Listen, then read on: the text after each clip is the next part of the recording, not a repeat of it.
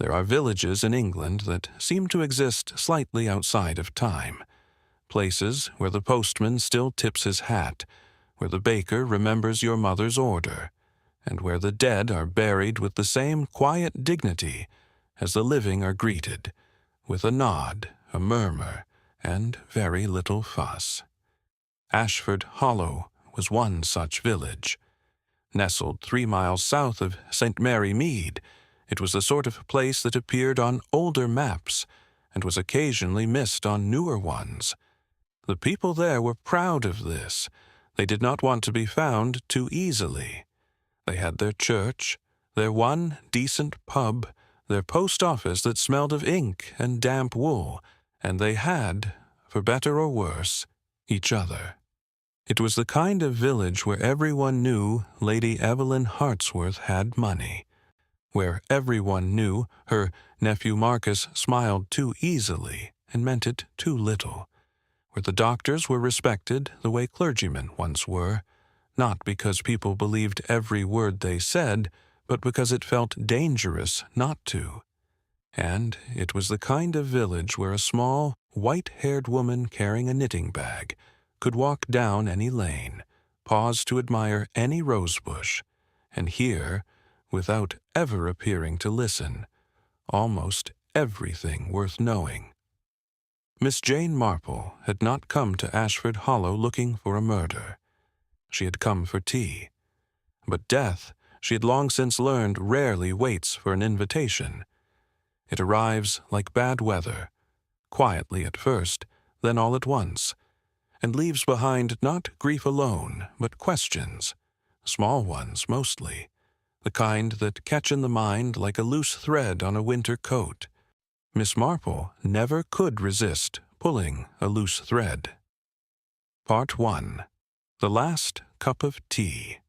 The invitation had come on a Thursday, written in Lady Evelyn Hartsworth's hand, a hand that still commanded attention even in its slight trembling. The notepaper was cream-colored, thick, the kind that costs more than most people spend on lunch. It smelled faintly of lavender, which Miss Marple thought was either deliberate or deeply habitual, and in her experience, with women like Lady Evelyn, there was rarely any difference between the two. Do come Friday, Jane. I have something rather important to tell someone, and I find I trust you more than most. 4 o'clock. Don't bring anything. I have the good biscuits. Miss Marple had smiled at that. She had folded the note carefully, placed it beneath her spectacle case on the side table, and thought, not for the first time, that Lady Evelyn Hartsworth was a woman who said a great deal more in small sentences than most people managed in long ones. She had walked to Ashford Hollow on Friday afternoon. It was late September, and the lane between St. Mary Mead and the Hollow was dressed in that particular autumnal exhaustion.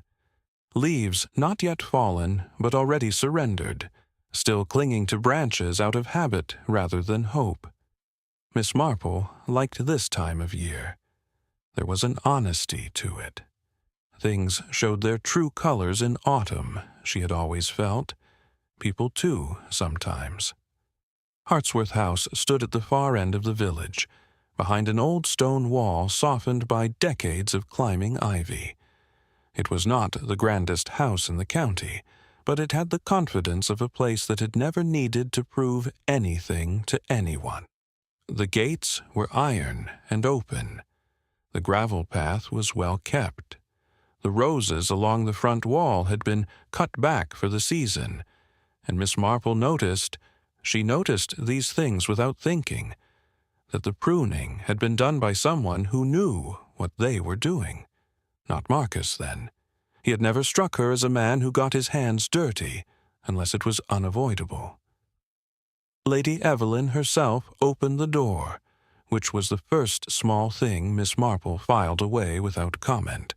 There were 2 staff in the house, Mrs. Hooper, the housekeeper, and young Rose Tanner, who did most everything else, and yet the lady of the house had answered her own door on a Friday afternoon. She was dressed well, hair set, pearls on. but her eyes, behind the composed expression, were carrying something heavy, the kind of weight that appears when a decision has finally been made after a very long time of not making it. "Jane." She said it like a sigh of relief. "Evelyn." Miss Marple stepped inside. "You look as though you've been thinking very hard." Lady Evelyn gave a short, dry laugh. "I have been. Come in. Rose has laid everything in the sitting room." The sitting room was exactly as Miss Marple remembered it, comfortable in the way that old money tends to be comfortable, without ostentation, but with a kind of settled permanence that new wealth never quite achieves. The fire was lit. The tea things were arranged on the low table. There were, as promised, good biscuits, the thin almond ones that came from the little shop in Cheltenham that Lady Evelyn ordered from twice a year. Rose Tanner brought in the pot and set it down without being asked to. She was a quiet girl, 23 or 24, with dark eyes and a stillness about her that Miss Marple found interesting. Not the stillness of emptiness, but the stillness of someone who has learned that watching is safer than speaking. She smiled briefly at Miss Marple, and Miss Marple smiled back, and then Rose withdrew, pulling the door almost, but not quite, closed behind her. They spoke of ordinary things first, the way old friends do, circling toward the real conversation like two boats finding a current. The village fete, Mrs. Prentice's new dog, the question of whether the post office would survive another winter under its current management. Lady Evelyn poured and Miss Marple accepted, and for a little while it was simply two elderly women having tea on a gray September afternoon, which is one of the most civilized things in the world if you think about it. Then Lady Evelyn set her cup down. "I've decided to change my will," she said. Miss Marple said nothing. She took a biscuit. "Marcus won't like it." Lady Evelyn continued, with the particular calm of someone who has moved beyond caring what a particular person thinks. "He's never liked anything that wasn't directly beneficial to himself, so I've stopped taking that personally. But I've made up my mind. I'm signing the new documents tomorrow morning. My solicitor is coming at 10. "I see," said Miss Marple, which meant, as it usually did, that she saw considerably more than the words implied. "I wanted someone to know," Lady Evelyn said simply.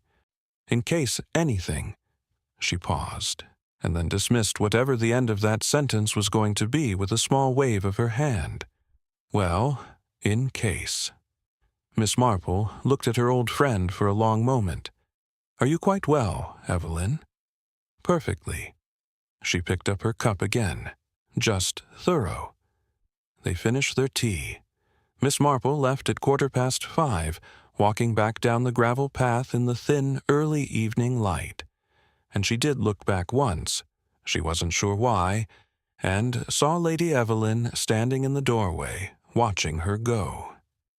There was something in her posture, in the way she stood very straight and very still, that stayed with Miss Marple the whole walk home. She was still thinking about it when, 3 hours later, she heard the motor car rush past her cottage window, and then another, and then, from somewhere in the direction of Ashford Hollow, the unmistakable sound, felt more than heard, of a village changing. She put down her knitting. Part 2. 2 men in white coats. Miss Marple did not rush. She had learned over many decades of living near things that happened unexpectedly, that rushing was almost always counterproductive. It scattered one's thoughts. It drew attention in the wrong ways.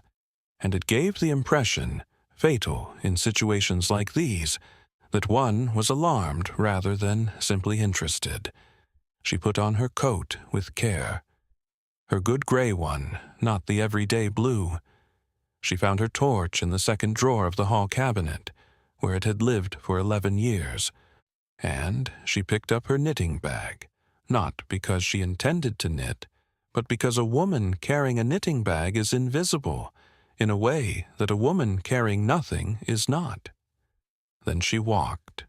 The lane to Ashford Hollow was dark by then, the sky having made up its mind about the matter sometime around 7:30.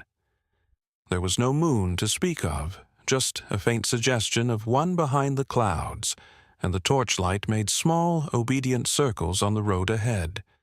Somewhere in the hedgerow something moved, a fox most likely, and Miss Marple noted it without breaking stride. She heard Hartsworth House before she saw it.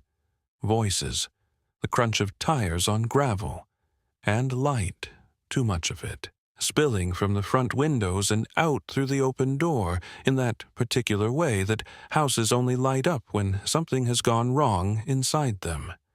There were 2 motor cars in the drive. Miss Marple recognized the first immediately. Dr. Reginald Forst drove a dark green Rover, conscientiously maintained, the kind of car that announced its owner was serious and reliable. She had seen it outside the Hollow's small surgery many times.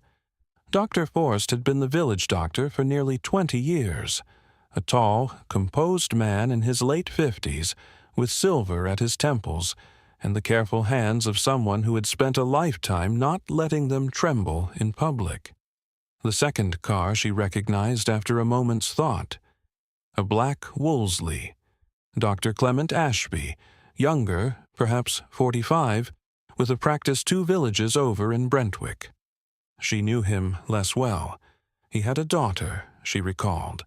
Engaged to someone local, if she remembered correctly.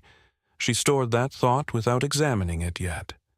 Mrs. Hooper, the housekeeper, was standing on the front step with her arms folded across her chest in the way of a woman whose body is trying to hold itself together. When she saw Miss Marple coming up the path, she did not seem surprised, which told Miss Marple that the housekeeper had been around long enough to understand that Miss Marple appearing at difficult moments was simply a feature of the landscape. "It's Lady Evelyn," Mrs. Hooper said. Her voice had the flat quality of shock not yet converted to grief. "Rose found her at the bottom of the stairs. We think they say she—" She stopped, started again. "The doctors are with her now." "I see," said Miss Marple. "How long ago?" "Rose found her just after 8. I called Dr. Forst straight away. He rang Dr. Ashby." A pause. "I don't know why he rang Doctor." "Ashby?" Miss Marple didn't say anything to that, but she thought about it. She was not permitted inside naturally. There was a young constable at the door, barely 20, with the expression of someone who had not yet decided whether authority suited him, and he was politely immovable on the subject of civilians entering. Miss Marple accepted this with complete graciousness, and positioned herself near the stone wall to the left of the door, where the light from the hallway fell at an angle, and she could see, without appearing to observe, the comings and goings inside. Dr. Forst came out first, 20 minutes later. He was pulling on his coat with the brisk efficiency of a man who has completed a task and filed it away. His expression was exactly what it should have been, professionally sorrowful, quietly composed. He spoke briefly to the constable, who wrote something in his notebook.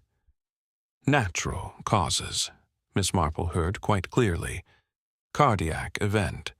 There'll need to be a death certificate, of course, but there's nothing suspicious here." Dr. Ashby followed 2 minutes after.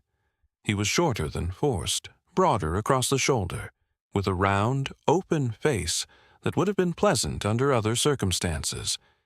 He was carrying his bag in his left hand and his hat in his right, and Miss Marple noticed, it was the sort of thing she noticed without deciding to, that he did not put his hat on until he had walked several feet from the door. as though he needed the cold air on his face for a moment, as though he needed to breathe. He confirmed what Forst had said in almost identical words. Cardiac event, quite natural, not uncommon in women her age.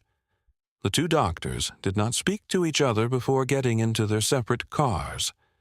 This struck Miss Marple as interesting. When two doctors arrive together at an unexpected death and leave separately without exchanging so much as a word, it usually means one of two things. Either they have already said everything there is to say, or they have agreed on precisely how much not to say. She stood for a while after the tail lights had disappeared, the cold settling into her shoulders, and she looked up at the lit windows of Hartsworth House and thought about a cream-colored note that smelled of lavender, about a woman standing very straight in a doorway, about the words "I've made up my mind and the solicitor is coming at 10 o'clock tomorrow morning," and Lady Evelyn was dead before midnight.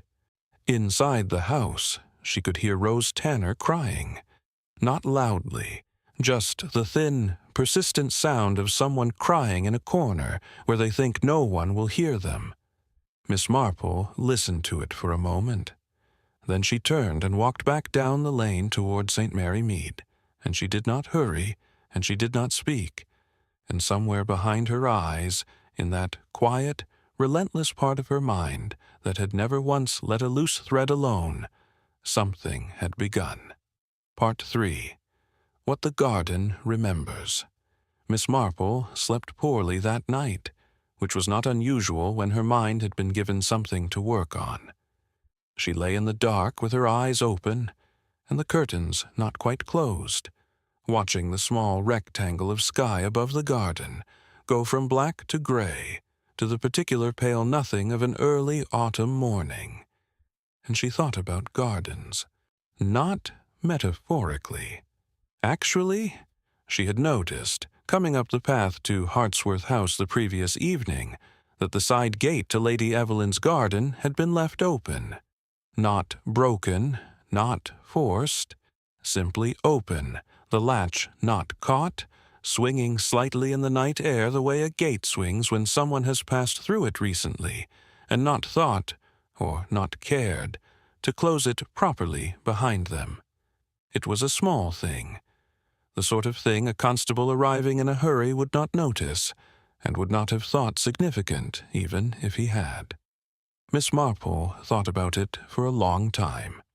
By 7:30 she was dressed, and by 8 o'clock she was walking back to Ashford Hollow with a small bunch of chrysanthemums she had cut from her own garden, because a woman bringing flowers to a house of mourning requires no explanation from anyone. The village was doing what villages do after sudden death. It was quietly, efficiently busy with the business of knowing. People stood in pairs outside the post office. The baker's wife was telling someone something in a low, important voice. A woman Miss Marple didn't recognize was walking a dog very slowly past the gates of Hartsworth House, not because the dog needed the exercise, but because she wanted a reason to look. Mrs. Hooper answered the door herself again. She had the look of a woman who had not slept, and had decided not to pretend otherwise. She accepted the chrysanthemums with genuine gratitude, which is different from polite gratitude, and Miss Marple could always tell the difference. And she let Miss Marple inside without being asked, which was exactly what Miss Marple had hoped for. "Rose is in the kitchen, Mrs. Hooper said. "She won't come out. I can't say I blame her." "I'll leave her be for now," Miss Marple said gently. "I wondered, would you mind if I sat in the garden for a little while? I always thought Evelyn's garden was the loveliest in the county. I'd like to sit with it, if that makes any sense." It made perfect sense to Mrs. Hooper, who was a woman who understood about gardens and grief and the ways they sometimes serve the same purpose. She brought Miss Marple out through the side door without question. The garden, in late September, had that bittersweet quality of something beautiful in the process of closing down for the year. The rose beds had been cut back. The herbaceous borders were skeletal but dignified. Someone had raked the main lawn recently, within the last few days, and the lines were still visible, precise and careful, the work of a person who took quiet pride in things done properly. That would be old Hartley, Miss Marple thought, the gardener. She had seen him once before, when she'd visited Lady Evelyn in summer. A small, weathered man in his late 60s, who moved around the garden the way men move around places they have known for 30 years, without looking, without hesitation, as though the ground itself was a language he had long since stopped needing to translate. She found him at the far end of the garden, near the greenhouse, doing something patient and unhurried with a length of twine and a rose that had grown too enthusiastically against the back wall. "Mr. Hartley," she said. He turned without startlement. Men who spend their lives outdoors are rarely startled. "Morning," he said, with the economy of someone who has never seen the point of unnecessary words. "I'm Miss Marple, a friend of Lady Evelyn's, from St. Mary Mead." He nodded. He had known who she was from the moment she appeared at the end of the path. Villages are like that. Miss Marple looked at the garden for a moment, then said quite conversationally, "I noticed the side gate was open last night." Something in Hartley's hands slowed almost imperceptibly. "Sometimes the latch doesn't catch," he said. "I've been meaning to fix it." "When did you last have it fixed before?" "I only ask because it looked rather well-maintained, not like a gate that has a history of not catching." A pause.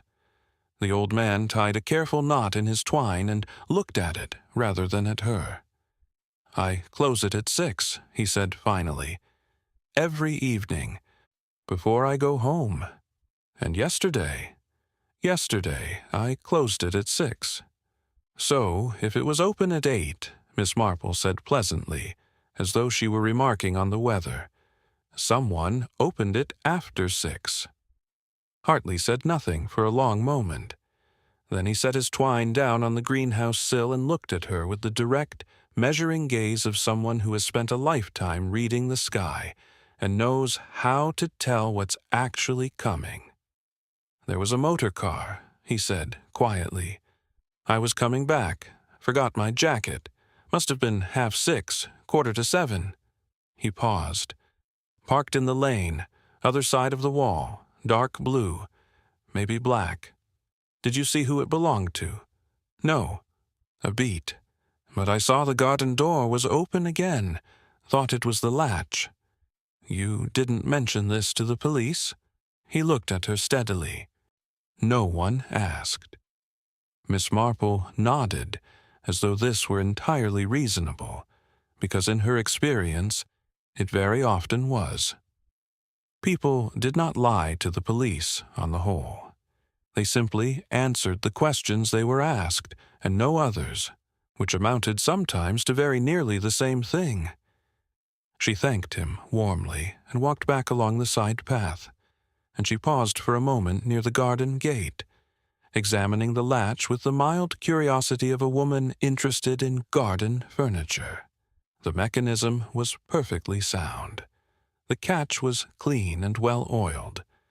This gate did not fail to close on its own. She looked at the lane beyond the wall.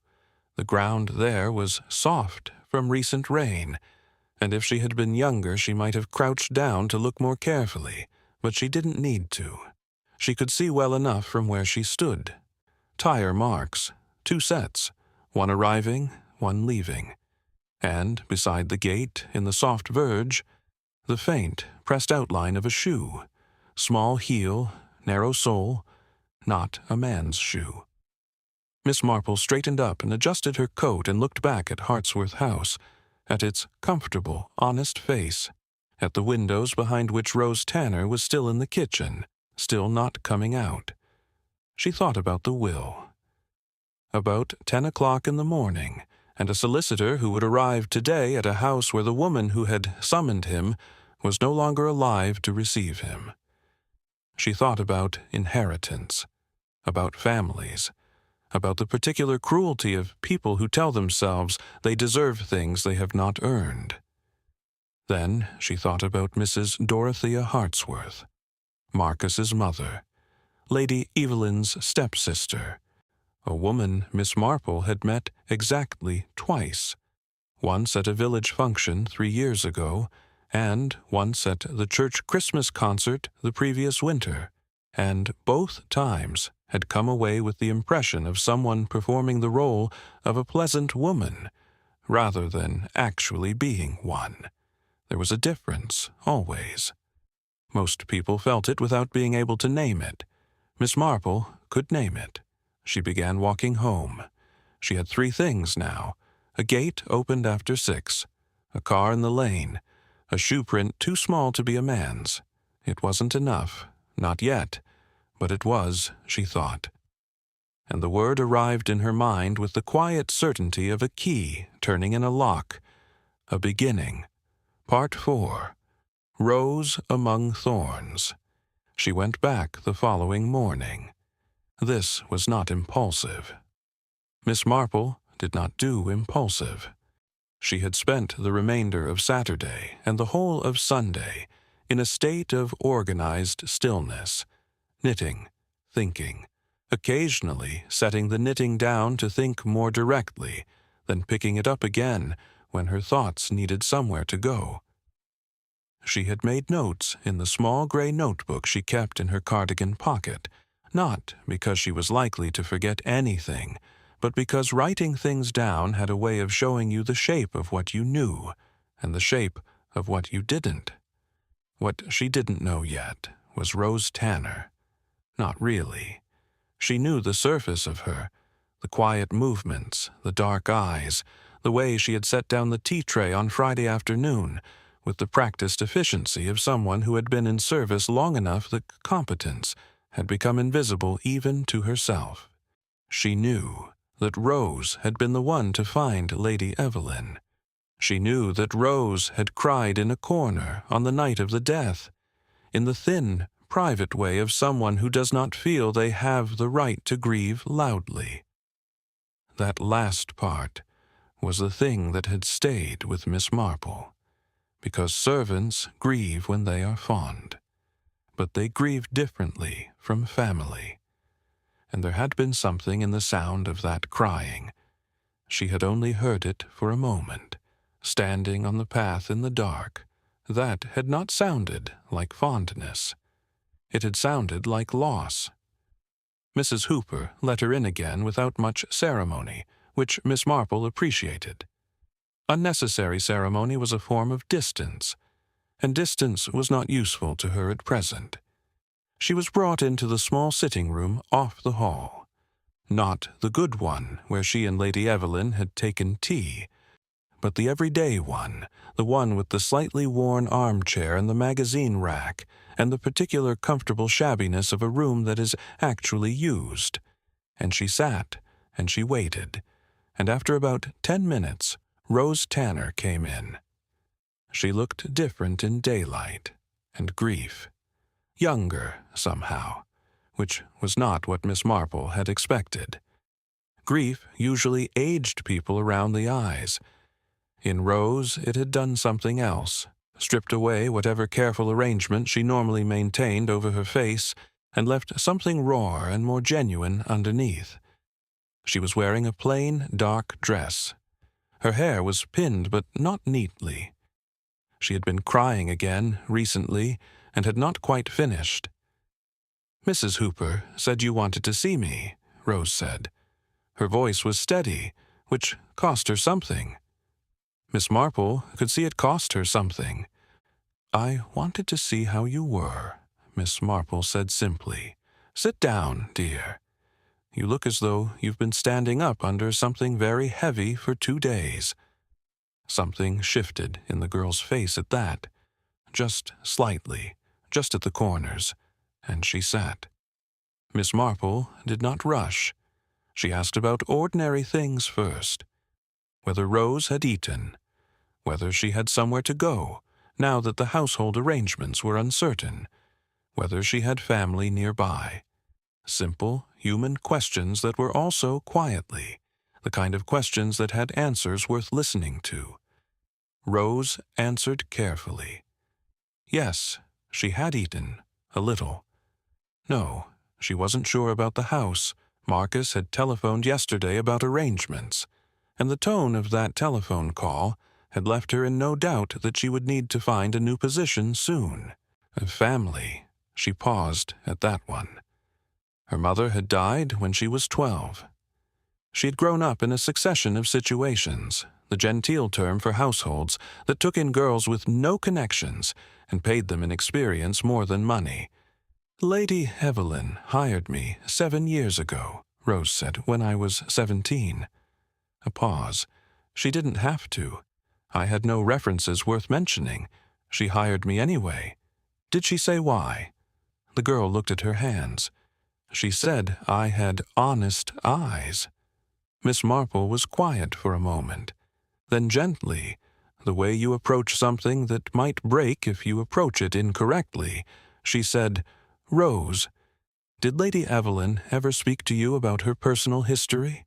Her life before Ashford Hollow? The stillness that came over the girl then was not the stillness of someone who doesn't know the answer. It was the stillness of someone deciding how much of the answer to give. She spoke to me more than she probably should have, Rose said finally, especially in the last year. She would call me in after dinner sometimes just to sit. She said she didn't like the quiet. Did she ever speak of a child? The silence that followed was long enough to be its own answer. Rose looked up. Her dark eyes, which had been carefully directed away from Miss Marple for most of the conversation, met hers directly for the first time, and what was in them was not surprise. It was the exhausted relief of someone who has been carrying a secret so long they have started to forget there was a time before it. She told me 8 months ago, Rose said quietly. She had kept it a long time. Longer than I'd been alive. She stopped. Started again. My father was a married man. She was 22. She gave me up, and I was adopted by a family in Norwich who didn't keep me very long. A brief, controlled pause. She found me. It took her years, and then she hired me, so she could know where I was. She said it without self-pity, which made it considerably more affecting than if she had. And the will? Miss Marple asked softly. She told me about it 3 weeks ago. She said she should have done it years ago, and she was sorry she hadn't. She was going to sign it Monday morning. Rose's jaw tightened, barely perceptibly. She was going to sign it Monday morning, she repeated, as though the repetition might change what had happened between then and now. Miss Marple leaned forward slightly. Did anyone else know? About the will? Or about your relationship to Lady Evelyn? No one. Then a fractional hesitation. I don't know. That hesitation was small. Miss Marple collected it the way one collects a particular button from a jar, not urgently, but with purpose. Marcus came to the house, Rose said then, unprompted. 2 weeks ago, on a Wednesday. Lady Evelyn wasn't in. She was at her solicitor's, actually, though he didn't know that. He came to the kitchen door. Wanted to know if I'd noticed anything. Different, he said. About Lady Evelyn's mood. Her habits. A pause. He was smiling when he asked. He always smiles, but his eyes were doing something else entirely. What did you tell him? I told him she seemed very well. A beat, which was true. Miss Marple sat back and looked at this girl, this careful, composed, quietly heartbroken girl, and felt, not for the first time in her life, the particular anger that comes not from cruelty, but from waste, from the things money does to families, the way inheritance turns people into something smaller and meaner than they would otherwise have been. She thought about Marcus, about his visits, about a car parked in a lane at 6:30 on a Friday evening. She thought about his mother. She thought about a shoe print in the soft verge of a garden path, a small heel, narrow sole, and she thought about the women she had known in her life who wore shoes like that. Smart women. Women who cared about appearances. Women who understood that details mattered. Mrs. Dorothea Hartsworth was exactly that kind of woman. Miss Marple stood to leave, and Rose stood too, and for a moment they regarded each other in the thin morning light coming through the sitting-room window. And Miss Marple thought that there was something in this girl's face that reminded her of something. Not a person, exactly, but a quality. The quality of a thing that has been buried and has grown anyway, through stone, if necessary. You loved her, Miss Marple said. It was not a question. Rose Tanner looked at the window. I barely knew how to, she said, but yes. Miss Marple patted her hand once, briefly, and left. She walked back through the village slowly, past the post office and the baker's and the old stone wall of the churchyard, where the leaves were collecting in quiet drifts against the iron railings, and she thought about what she had now. A daughter, a hidden will, a nephew who had come looking for information 2 weeks before his aunt died, and a mother who wore narrow shoes. The shape of it was beginning to appear. Not all of it, not yet, but enough that she could see, if she tilted her mind the right way and held it in the right light, the outline of something that was not coincidence and had never been. She needed to speak to someone about Digitalis, and she needed very soon to pay a call on Mrs. Dorothea Hartsworth. Part 5. The Weight of Silence. There was a retired pharmacist in St. Mary Mead named Mr. Gerald Pye, who had spent 40 years dispensing medicines and opinions in roughly equal measure, and who now occupied his retirement by growing vegetables that nobody needed in quantities that nobody asked for, and by being available at any reasonable hour for conversations about things that had nothing to do with vegetables. Miss Marple had known him for 20 years. She brought him a jar of her damson jam on Monday morning, and he received it with the grave appreciation of a man who understands that gifts between old friends are a form of language, and that jam means she has a question she cannot ask anyone else. He made tea. She sat at his kitchen table among the seed catalogues and the half-finished crossword and the comfortable disorder of a man who lives alone and has stopped performing tidiness for anyone. Digitalis, she said, after the tea was poured. He looked at her over his glasses, not with surprise. Gerald Pye had stopped being surprised by Miss Marple some years ago. What about it? If someone wished to administer it, not medicinally, what would it look like? Afterwards. He was quiet for a moment, turning his cup in his hands. Depends on the dose, he said finally. Digitalis is a cardiac glycoside. It affects the heart's rhythm. In controlled doses, it's useful.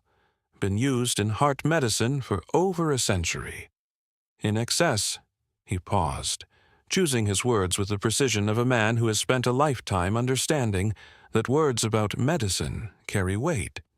In excess, it causes the heart to behave erratically, fatally, if enough is given, and the presentation, the way it looks afterwards, can be very similar to a natural cardiac event. Could a doctor mistake it for one? genuinely mistake it? A good doctor, he considered. With a full examination, blood work. No, it's detectable. Not always immediately, but it's there. A beat. Without those things, if someone simply observed the body and wrote down what they saw, or what they chose to see, he looked at her steadily. Then yes, it could be missed, if someone wanted to miss it. Miss Marple nodded slowly. And where would someone obtain it? Someone without medical training. You'd be surprised how accessible it is in a garden. He set his cup down. Foxglove. Digitalis purpurea. Common as you like in cottage gardens all over England. The leaves, the flowers, concentrated properly, dried and processed, you could produce something effective. A pause. It would take knowledge, patience, but not a medical degree. She thanked him, finished her tea, and walked home thinking about gardens, about who tended them, about who visited them, about the kind of knowledge that is passed down through generations of women who have always understood plants, not scientifically, but intimately, the way you understand things you have lived alongside since childhood. She thought about Dorothea Hartsworth and her famously beautiful garden in the village of Brentwick, 4 miles north. She had read about it once in the local parish newsletter. Mrs. Hartsworth's herbaceous borders are among the finest in the district. A small, proud mention. The sort of thing a woman clips and keeps. She thought about Foxglove. She drove herself to Brentwick on Tuesday, which she did rarely enough that it felt slightly ceremonial. The Morris minor was old and willing, and she handled it with the confidence of someone who has never been entirely at ease behind the wheel, but has long since decided that this is the wheel's problem rather than hers. Brentwick was smaller than Ashford Hollow and quieter, in the way of a place that has fewer people and more opinions. Dorothea Hartsworth's house was on the eastern edge of the village, a converted farmhouse, substantial and well-maintained, with exactly the garden the newsletter had promised. Even in late September it retained its structure and ambition. Clipped hedges, stone pathways, a long herbaceous border running the length of the south wall, cut back now but clearly magnificent in its season, and there, at the far end of the border, now brown and skeletal and unremarkable to any eye that did not know what it was looking at, the tall, dry stalks of what had been, in summer, a very fine stand of foxglove. Miss Marple stood at the gate for a moment and looked at the garden, and felt something settle in her chest with a quiet, unhappy certainty. She rang the bell. Mrs. Dorothea Hartsworth was 61, elegantly thin, with the kind of maintained appearance that requires daily effort and is meant to look effortless. She had gray-blonde hair set in careful waves, good jewelry worn with practiced casualness, and the expression of a woman who has decided, many years ago, that charm is a tool like any other, and should be kept sharp. She received Miss Marple in the front sitting-room, with every appearance of pleasant surprise, and not quite enough of it. Miss Marple, how unexpected. Do sit down. I'll have Agnes bring tea. A brief, composed pause. Such a dreadful business about Evelyn. We're all quite shaken. Of course, Miss Marple said, sitting. It was very sudden. These things so often are. Dorothea sat opposite her, crossing her ankles, arranging herself the way women of her type arrange themselves, comfortably, but never carelessly. I spoke to Marcus yesterday. He's managing as well as can be expected. The house will need to be dealt with, of course. There are arrangements to be made. There always are, Miss Marple agreed pleasantly. I imagine the estate will pass to Marcus, with no new will in place. Something moved, very briefly, behind Dorothea's eyes, quick as a shadow crossing a wall. Then it was gone. I assume so. Evelyn's original will was quite straightforward. She made it years ago. Yes, said Miss Marple, before certain changes in her thinking. A pause. The room was very quiet. The clock on the mantelpiece made a small, measured sound.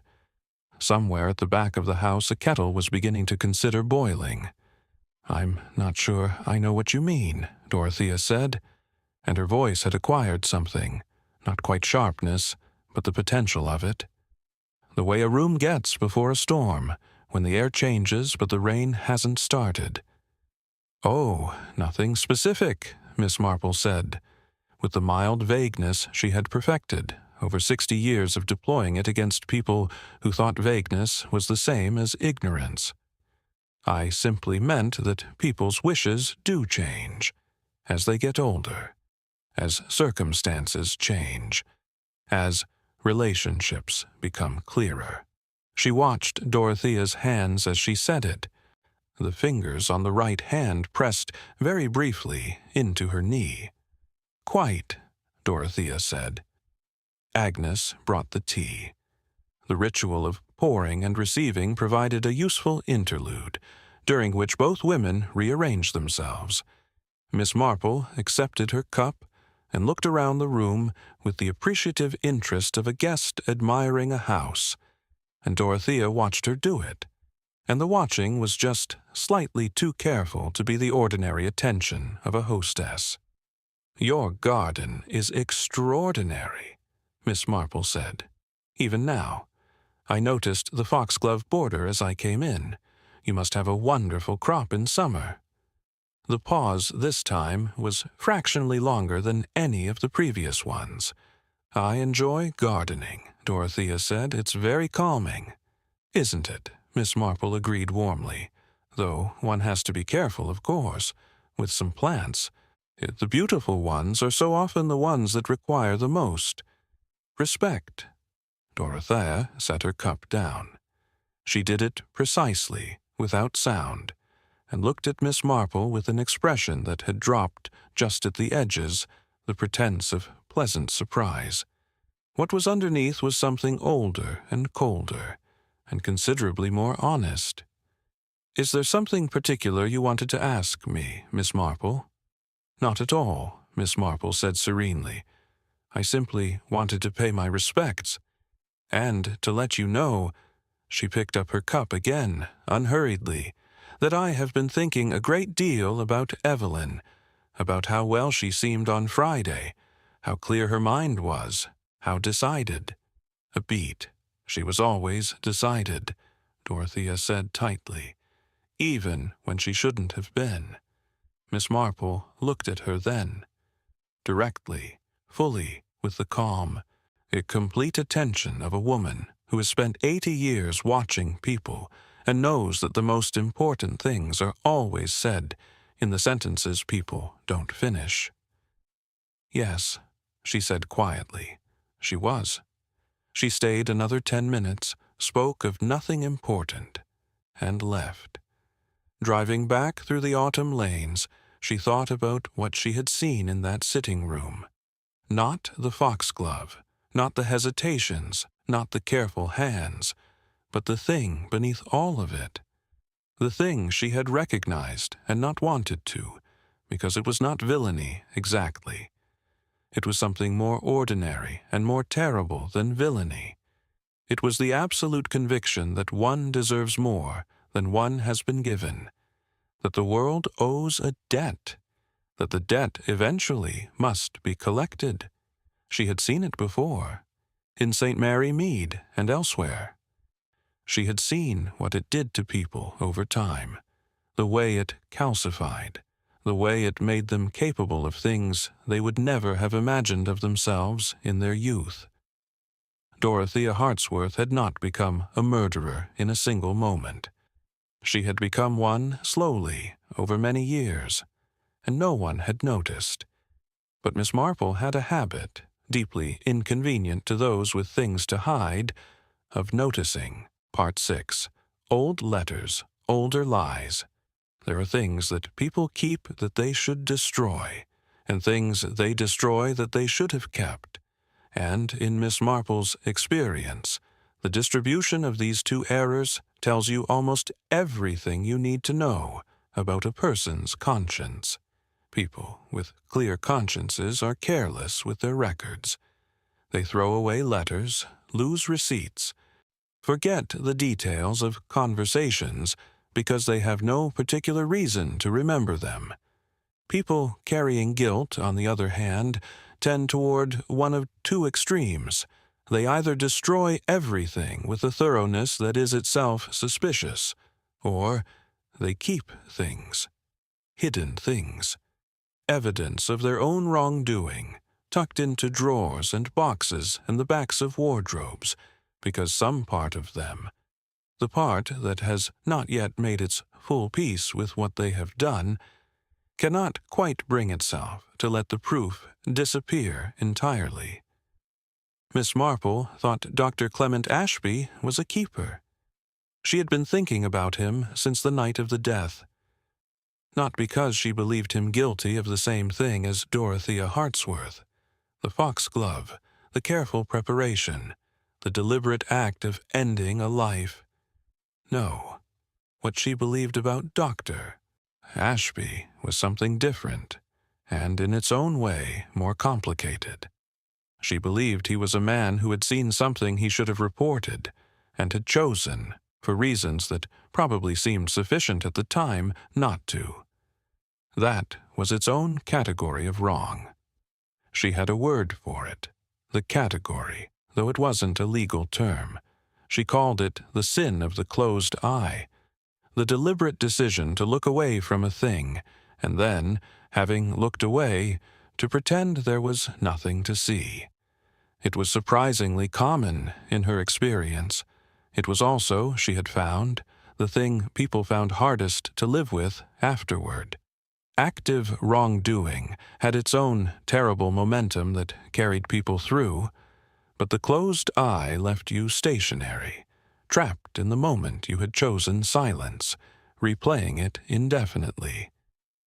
Dr. Ashby, she suspected, had not slept well since Friday night.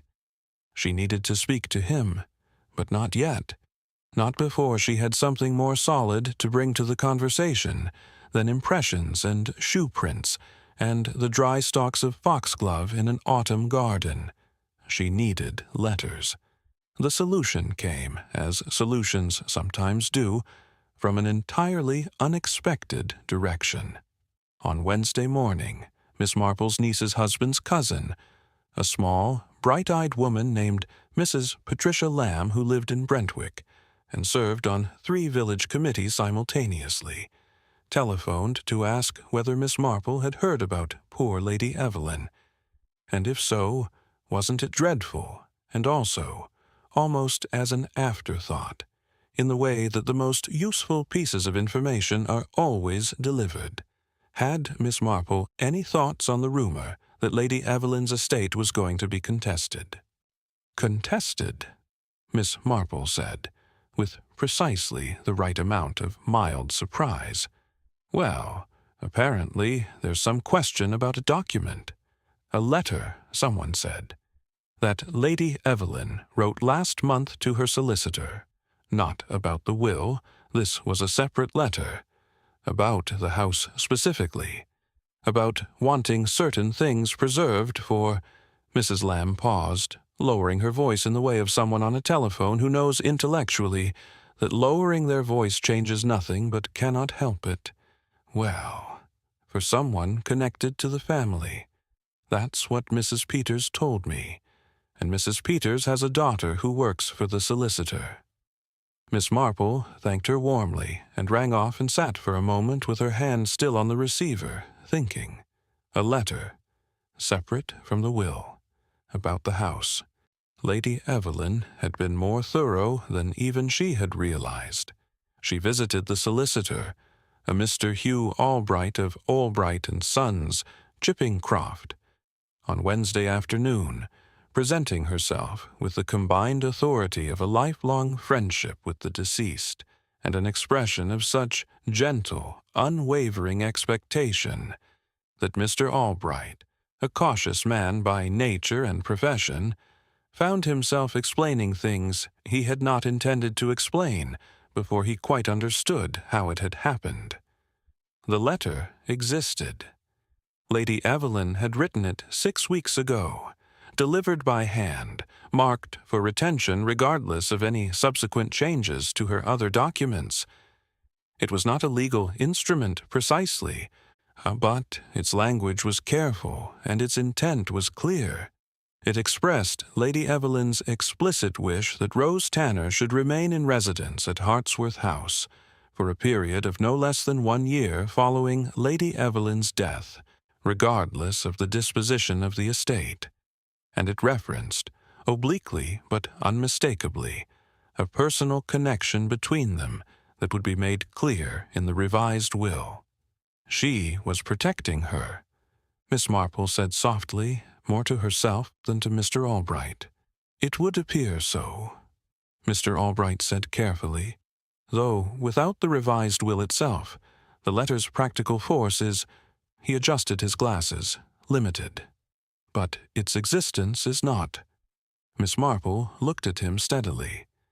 The letter establishes that Lady Evelyn had intentions, specific ones, about a specific person, and that she communicated those intentions in writing, in advance, to her solicitor. Mr. Albright was quiet for a moment in the way of a man who is following her meaning and finding its destination uncomfortable. Yes, he said, that is accurate. And if someone had reason to believe that such a letter existed, and that the revised will would follow, they would have had very limited time in which to act. She paused. Before Monday morning. He looked at her over his glasses. He was not, she decided, a foolish man. He was a cautious one, which was different, and right now his caution was losing a quiet argument with his conscience. I received a telephone call on Thursday, he said slowly. The day before, Lady Evelyn died. From a Mrs. Hartsworth, Dorothea Hartsworth. He paused. She asked whether Lady Evelyn had made any recent amendments to her estate arrangements. I told her that client matters were confidential, but she knew enough to ask. She knew enough to ask, he confirmed. She was back in St. Mary Mead by 4 o'clock, and she sat in her garden as the light went out of the afternoon and the air turned from cool to cold, and she arranged what she had the way you arrange pieces of a puzzle, not forcing them, just laying them out and letting them find each other. Thursday, Dorothea telephones the solicitor, confirms her suspicion that the will is being changed.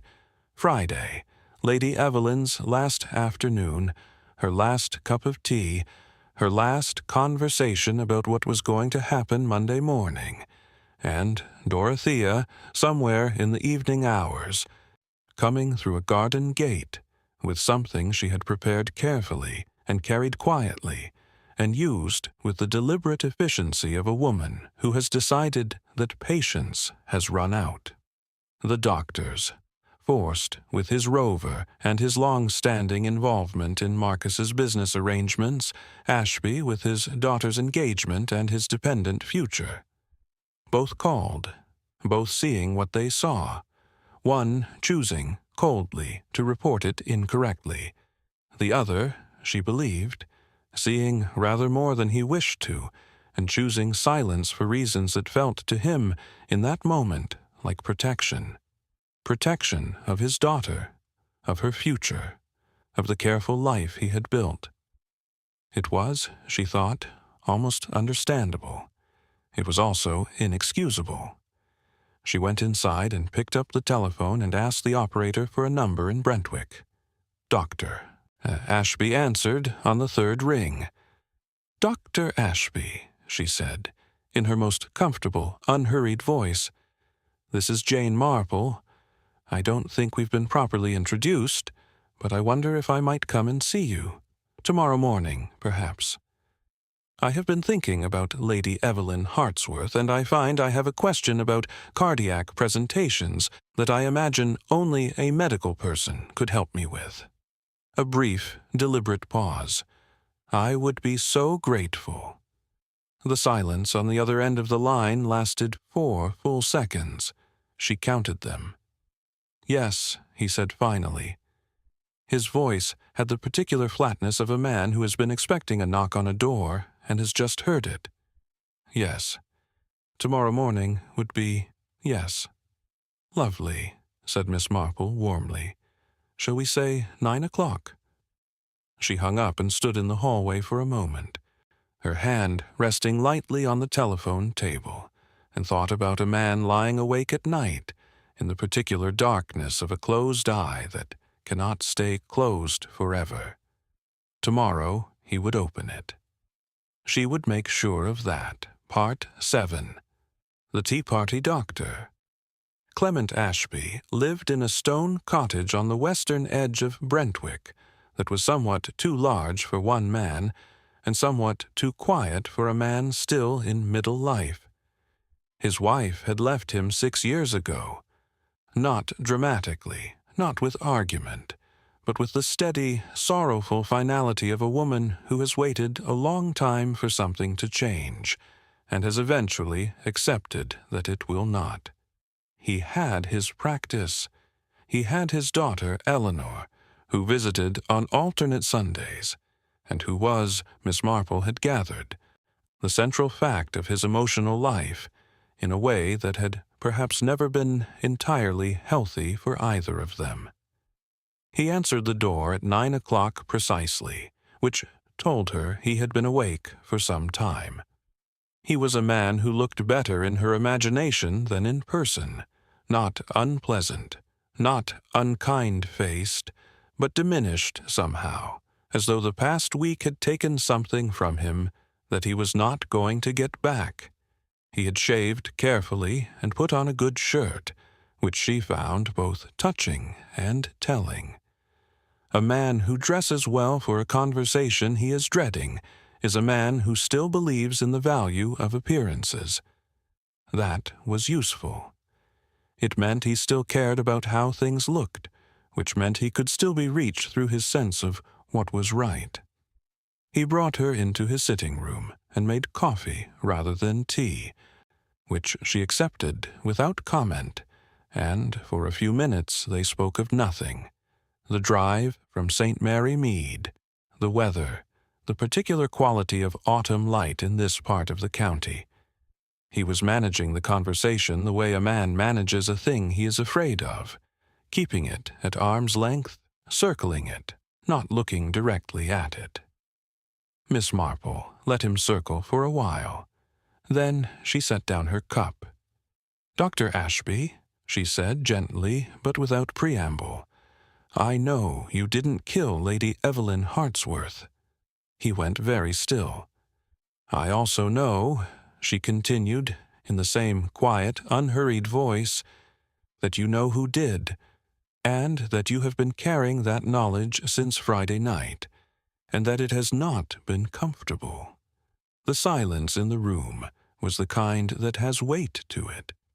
He sat with his hands on his knees and looked at the floor between his feet and said nothing, and she waited, because she had learned that sometimes the most important thing you can do in a room with a person holding a secret is simply to make the silence safe enough to put it down in.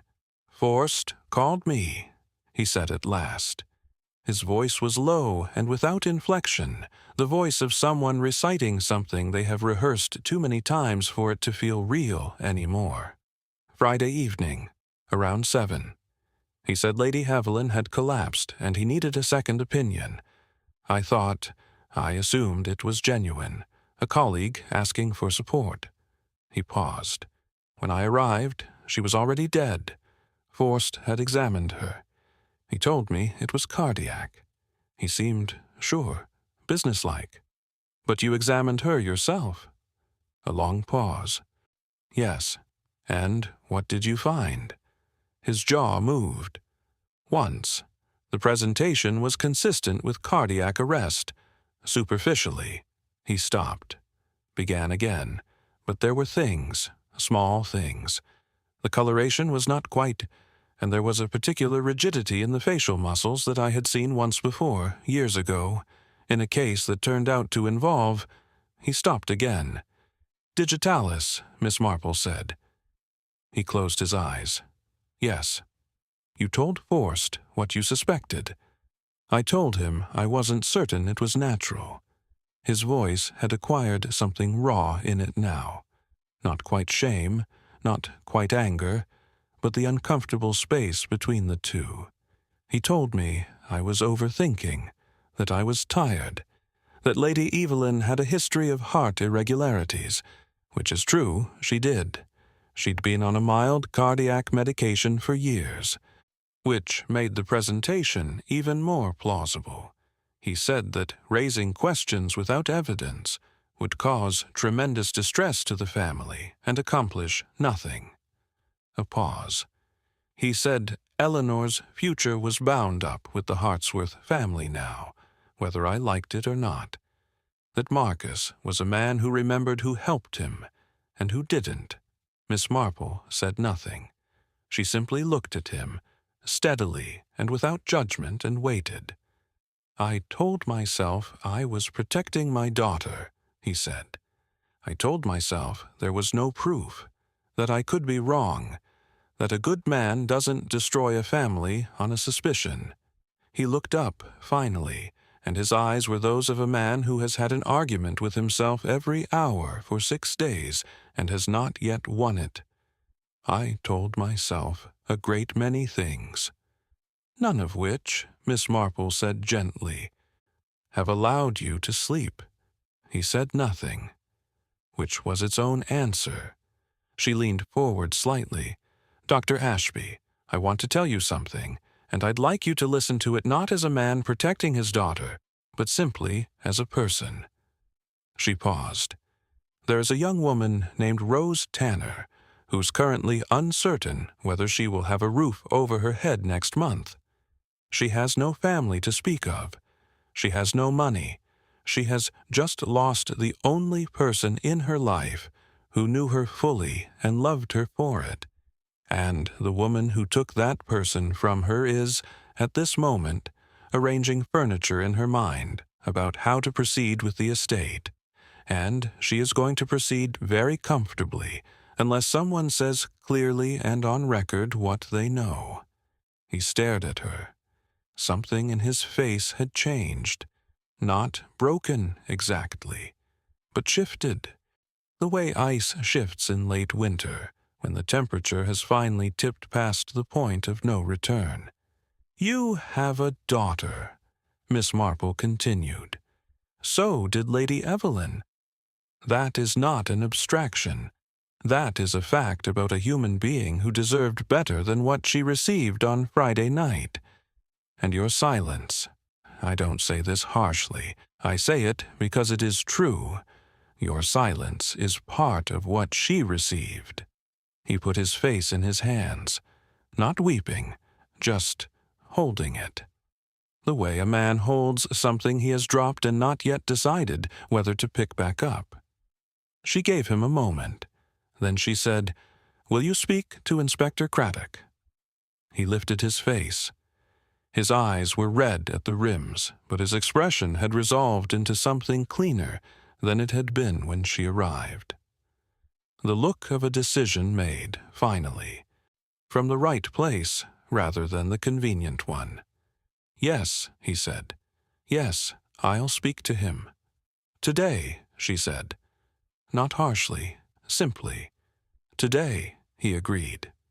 She drove home through the mid-morning and spent the next hour on the telephone, first to Inspector Craddock, who listened to her with the practiced, slightly exhausted patience of a man who has found, over years of professional experience, that Miss Marple's telephone calls are invariably more productive than the average police briefing.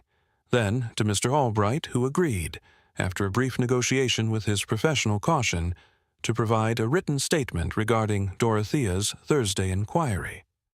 then to Mrs. Hooper at Hartsworth House, to ask about one specific thing, whether Rose Tanner had any memory of a visitor to the house in the weeks before Lady Evelyn's death, or any visitor that Lady Evelyn had not mentioned to Rose beforehand. Mrs. Hooper said she would ask. She called back 20 minutes later. Rose, she reported, remembered one thing. 3 weeks ago, on a Tuesday, she had found the side door to the garden, the one facing the lane, slightly ajar when she came down in the morning. She had not thought much of it. She had assumed Mrs. Hooper had opened it and forgotten to close it. But when she mentioned it to Mrs. Hooper later that day, Mrs. Hooper said she hadn't been near the side door. 3 weeks ago, Miss Marple said. That would have been the same week Lady Evelyn went to her solicitor. Mrs. Hooper said quietly. Yes, said Miss Marple. Yes, it would. She thanked her and sat for a while in her good chair by the window, looking at her own garden, modest, honest, containing nothing more sinister than a slightly over-ambitious climbing rose on the south fence, and thought about what she was going to do next. The evidence was gathering. It was not yet a wall, but it was becoming one, brick by brick, statement by statement, shoe print and foxglove stalk and telephone inquiry and doctor's conscience. Craddock would need all of it, arranged clearly, presented without gaps. He was a good man. He would do his job properly once he understood what his job was. But there was still one thing that bothered her. Not about the evidence, about the people. Dorothea Hartsworth was not going to confess to a policeman. She was too composed for that, too practiced in the management of her own presentation. Confronted directly, she would contract into polite denial and hold it indefinitely. She would be pleasant about it. She would express concern. She would imply, without quite saying, that the whole business was very sad and somewhat delusional on the part of those raising it. What Dorothea Hartsworth needed, what would move her, Miss Marple had concluded, from the immovable position of comfortable denial, was not accusation. It was recognition. The particular, devastating experience of being seen clearly by someone she had underestimated, of having every careful arrangement of her behavior named and reflected back to her with perfect unhurried accuracy by a small, white-haired woman in a gray coat. Miss Marple had done this before. She was, if she was honest with herself, rather good at it. She picked up the telephone again and called 3 people, Mrs. Hooper, Mr. Albright, and Rose Tanner, and invited them each, in her warmest voice, to tea on Friday afternoon. Then she wrote a 4th note in her own hand, on her own cream notepaper, and addressed it to Hartsworth House, Ashford Hollow, for the attention of Marcus Hartsworth.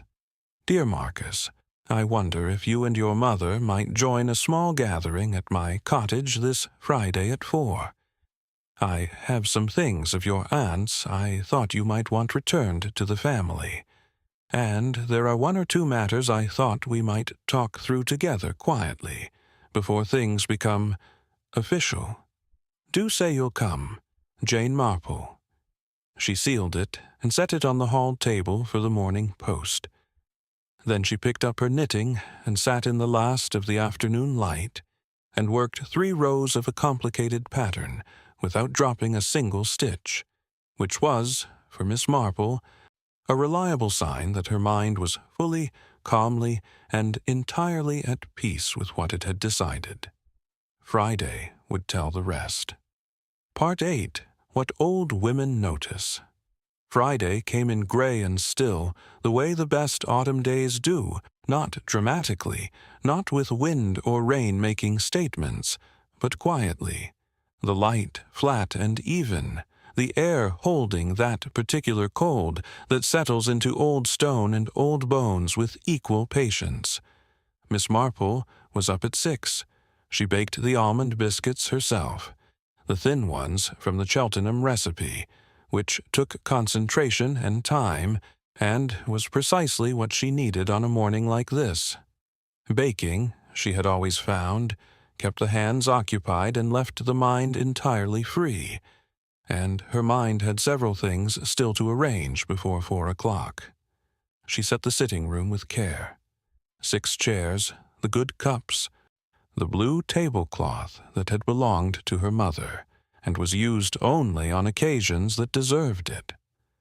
She placed the chairs with the deliberateness of a stage director, Mrs. Hooper near the door, Mr. Albright by the window, Rose Tanner on the small settee where she would be visible to everyone in the room. The 2 chairs nearest the fire she left for Marcus and his mother, because warm chairs at a tea party have a way of making people feel comfortable. And comfortable people, in her experience, were considerably less guarded than uncomfortable ones. She was dressed by 3. Hat, good gray coat, the pearl brooch Raymond had given her on her 75th birthday. She checked the room once, adjusted 1 cup 1/4 of an inch. Then she sat and waited, and her hands were completely still in her lap, which was unusual because she almost always had her knitting, but today she had decided she did not want anything between her hands and the room. They arrived in stages, the way guests do. Mrs. Hooper first, solid and watchful, sitting in her designated chair with the slightly formal posture of a woman attending something she does not fully understand, but has decided to trust. Mr. Albright next, carrying his briefcase with the guilty relief of a man who has made a difficult decision and is glad to be on the other side of making it. Rose came last of the 3, and she was pale but composed, wearing a dark dress and her good shoes. And when she came into the room and saw the cups and the biscuits, and Miss Marple's familiar unhurried face, something in her shoulders came down slightly from where grief had pushed them. Marcus and Dorothea arrived together at 4 minutes past 4, which was exactly the sort of arrival Miss Marple had expected from them. Not quite punctual, establishing a small habitual superiority. Marcus was tall and fair, and had the easy, practiced confidence of a man who has never seriously been required to doubt himself. He came into the room and took in its other occupants with a smile that stayed precisely the same width throughout, which meant it had been prepared in advance and was not responding to what it saw. Dorothea came in behind him and stopped for just 1/2 second when she saw Rose Tanner. That 1/2 second was enough. Miss Marple saw it. She said nothing. She gestured warmly to the fireside chairs. "Do sit down. I'll pour." She poured. She passed biscuits. She spoke, in her most comfortable and meandering way, about the autumn, about the garden, about a very fine stand of foxglove she had seen recently in a garden she had visited, and she spoke about it with the warm admiration of a woman discussing horticulture, and she watched, without appearing to watch, the effect of the word foxglove on Dorothea Hartsworth's right hand, which pressed very briefly against her knee, exactly as it had done in Brentwick on Tuesday. "I've been thinking," Miss Marple said, setting down the pot and folding her hands in her lap, "about a situation that occurred some years ago in St. Mary Mead. I don't know whether I've told this story before. I may have. I'm afraid I repeat myself these days, but I find it rather relevant to recent events, and I hope you'll bear with me." Nobody spoke. The fire made its small sounds. The clock on the mantelpiece measured the silence. "There was a woman in our village," Miss Marple began, in the gentle, discursive tone of someone sharing a harmless reminiscence, "who stood to inherit a considerable amount from her husband's family. She was not a cruel woman, you understand. She was efficient. She had decided over many years that certain outcomes were simply owed to her, and that the methods by which those outcomes were achieved were less important than the outcomes themselves. She paused, picking up her cup. She was also a very capable gardener. The room was very still. She had, you see, the knowledge and the patience and the access, 3 things that are, taken separately, entirely innocent. Taken together and applied with sufficient care, she set her cup down, rather dangerous. Marcus had stopped smiling. Dorothea was looking at Miss Marple with an expression that had moved entirely beyond pleasantness into something stripped and direct and cold. The interesting thing about that situation, Miss Marple continued, was not how it was done. It was how it was covered. 2 people, you see, had allowed it to be covered. Not happily. Not, I think, without considerable cost to themselves. But they had been persuaded that their silence served a larger good. A brief pause. One of those 2 people has since reconsidered, quite thoroughly, and has spoken, yesterday afternoon, to Inspector Craddock, in detail.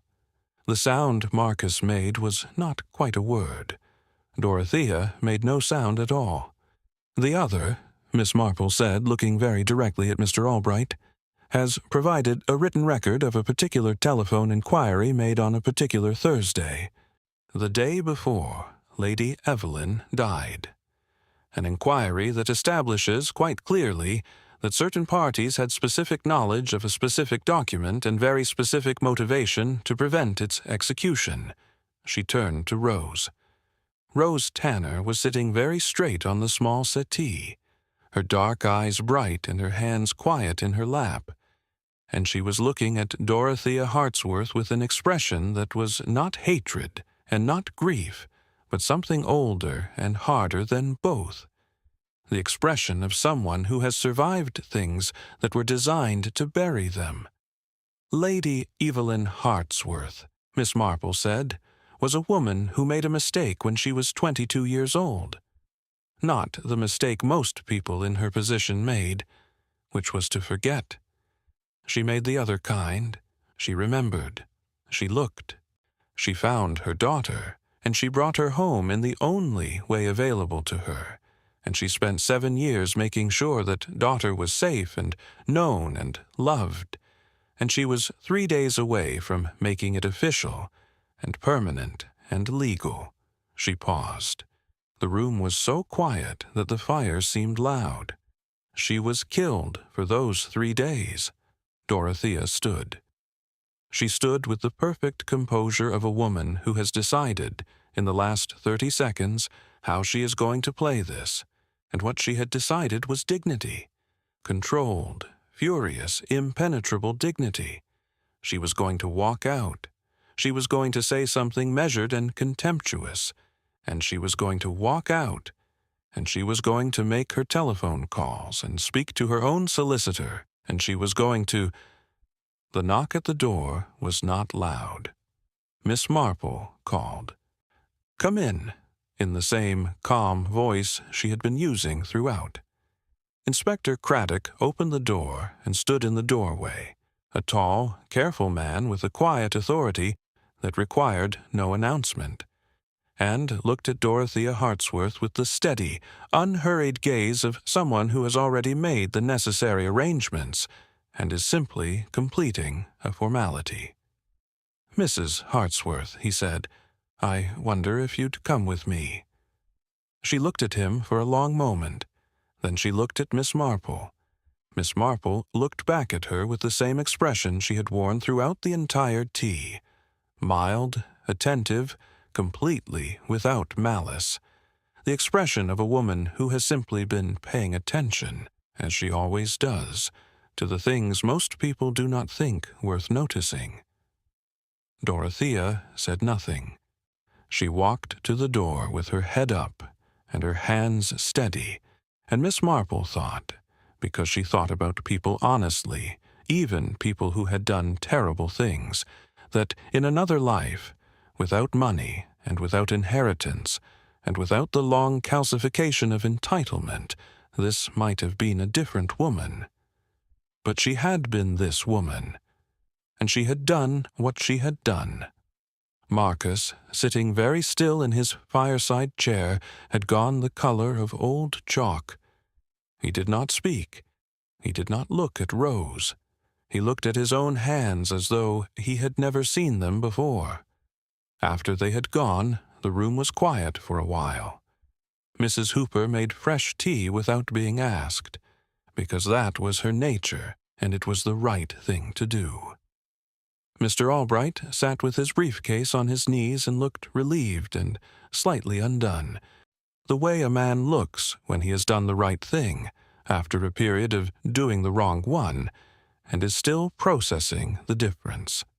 Rose Tanner sat for a long while without speaking, and Miss Marple did not press her, and eventually Rose looked up and said, in a voice that was very small and very steady, she was going to sign it Monday.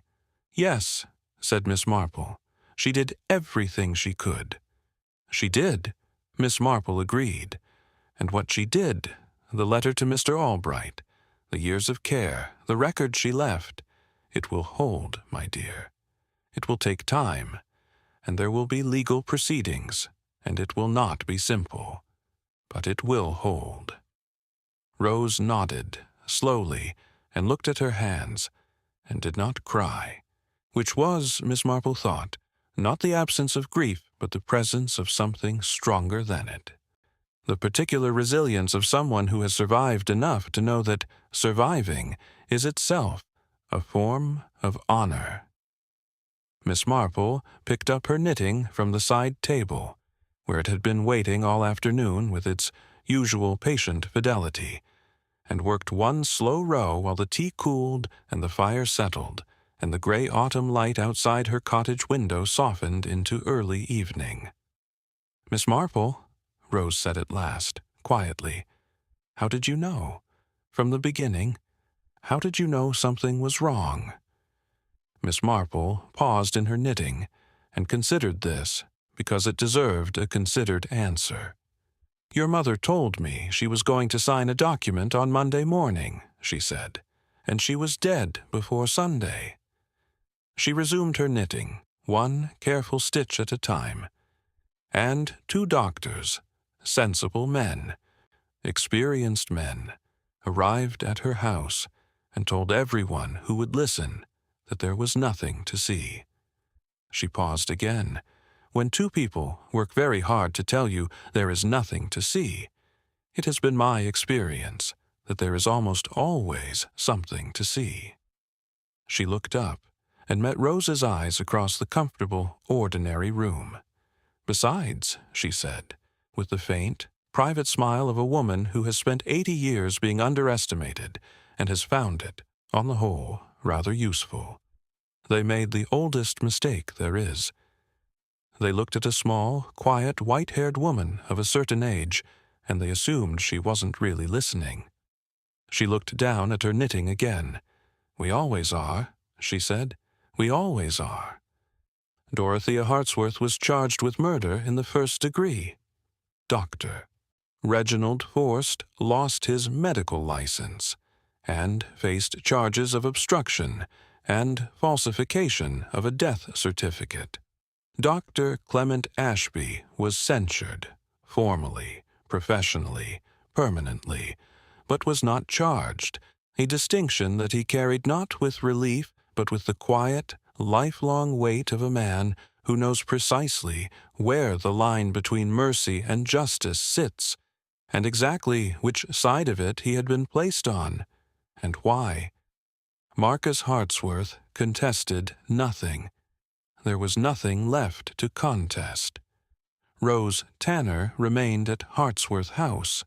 The courts, guided by Lady Evelyn's letter and 7 years of documented care, and the testimony of a small-town solicitor who had finally chosen his conscience over his caution, recognized what Lady Evelyn had always known, that Rose was not a servant who had been remembered kindly.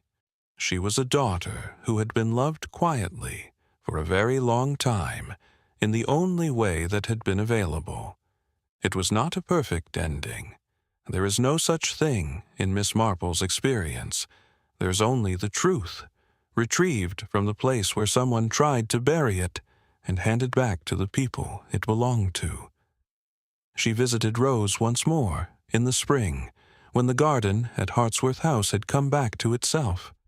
The roses climbing the front wall, the borders full and unhurried, everything growing in the particular unstoppable way of things that have deep roots.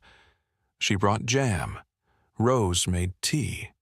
They sat together in the good sitting room, in the comfortable silence of two people who understand each other without needing to explain it.